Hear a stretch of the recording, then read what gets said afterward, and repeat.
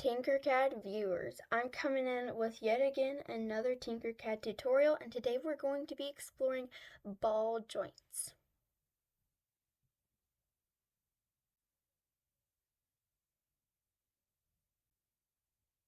This was a ball jointed cat that I designed.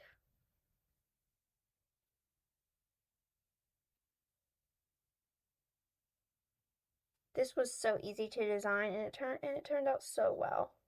It took about 3 hours to print, and here's the design right over here. I would advise you guys to be cautious when using the ball joint techniques because some of the ball joints are very stiff and hard to get together. I actually had to get my dad to help me with a few. So just some advice there. However, let's get started with exploring this ball jointed technique. Here's our work plane. Of course, you want to start by changing the name of yours. I'm going to change mine to ball joints. Just kind of boring, but of course you can have a different name if that would please you. So how we start this is over here. You can see all these different shapes, right? But up here where it says basic shapes, you're going to click the arrow that's pointing down, and it will give you all these different options of different shapes. So we're going to go down to hardware. It shows you this at first, but then there's options on hardware, and we're going to click where it says connectors.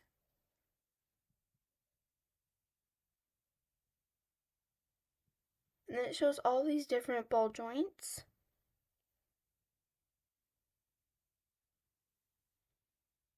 And it was just as easy as that to open that up. But if you actually want to make a ball jointed figure, let's go ahead and practice that. I'm going to start with extrude sketch, putting it right in the center, and we're just going to start by making the body of whatever we're going to make ball jointed. So I'm selecting the curvy tool. Also, if you're confused, don't forget to check out sketch features. It's a little bit different from sketch revolve.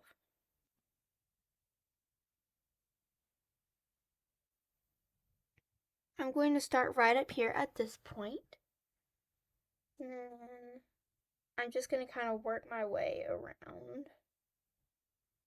This is going to be so bad.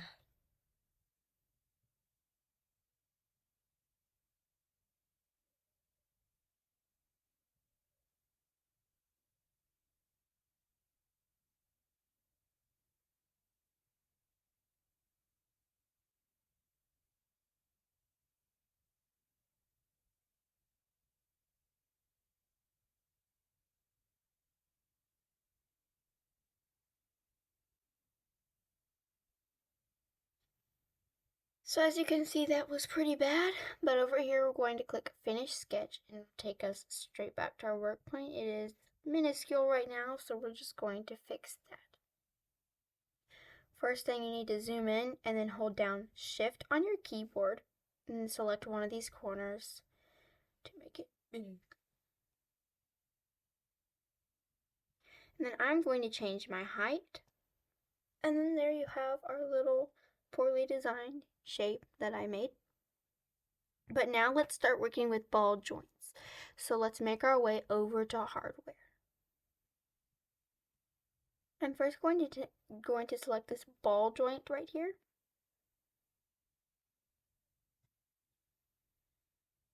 And these, you cannot scale them. It says the scaling is locked down here because somebody else designed this, so you do not have an option to scale. I'm going to sink that down just a little bit. And then let's make sure this is aligned. Just like that.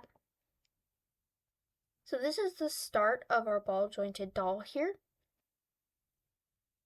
But then now we're going to make the head. I just pulled out a sphere. And then now for this part, we're going to select the socket joint. and all the balls and joints fit together. So that is pretty nice. Let's make sure these are lined up first. You can make this one the boss.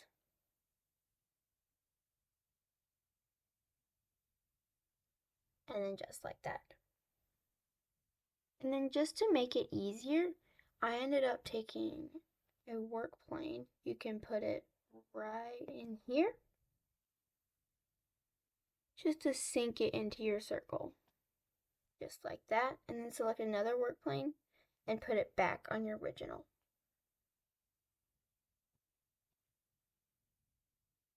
Now let's adjust this to where it fits the ball socket. Just looking at it from a closer angle, you can see a little bit of the spear coming out of the socket, but that's where the socket kind of starts to dip in. So there's no need to worry about that. Now I'm going to go ahead and union group those. I'm going to go ahead and use my keyboard shortcut.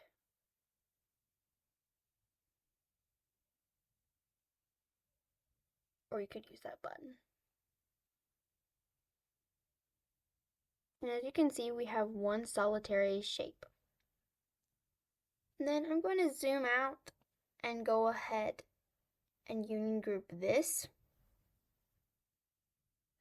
Well, actually, let's bundle group first while we work on the other sockets that are going to partake in that shape.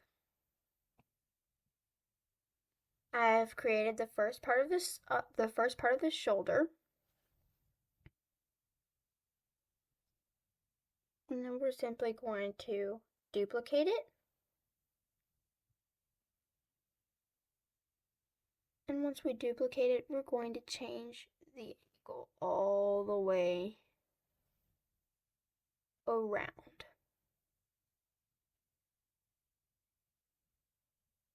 And then simply scoot that right over here. And there you have your shoulders. I'm also going to bundle group those. We have just bundle grouped those. So now let's move on to making the leg sockets, and we're going to use the same ball joints here. Don't forget to type in 90 degrees as soon as you get this. That way it will be laying down. Just like that. Just so these pieces move in unison, I am going to shift select both of these and union group them. That way they can stay together instead of being separated. And then I'm simply going to scoot them up a little bit, just like that. Boom.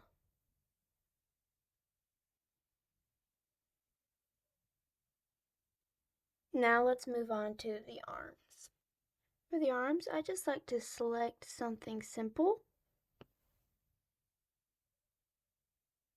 That is a long arm. I'm actually going to choose something a little bit smaller. This is perfect. And then there's part of your arm. I went ahead and copied it. And then I spun the copied version around 180 degrees.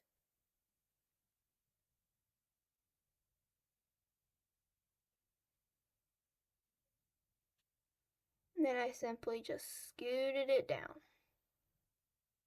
So it would be like that. And here comes the easy part, which is the hands. It's just those. I went ahead and flipped them around 180.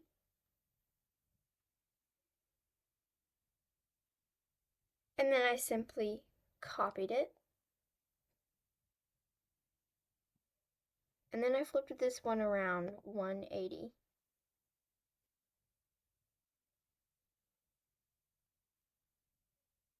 And just like that, you have your arms. Now let's begin on the leg. I used longer ball joints to make his hips. And then I used the exact same ones to make his shins. That way his knees would be posable. Now let's begin on the feet. So for the feet, we're doing something a little bit different. Over where it says hardware, go down to creatures and characters. And right down here, you'll see a sneaker. We're just going to drag that right out here. And then there's our little sneaker. But to make it bigger, we're going to do our shift trick. He's going to have nice big feet. So to make the foot, I adjusted the size of the sneaker. And then I took that socket joint and placed it right on top, and then I also aligned it. So now we're simply going to union group those. And then we'll have our shoe joint all together. I also wanted to adjust the color just to have a little bit of fun. Then you simply copy this, and then your figure is done. Just like that. And then I union grouped all of it so I could adjust the shape when I wanted to.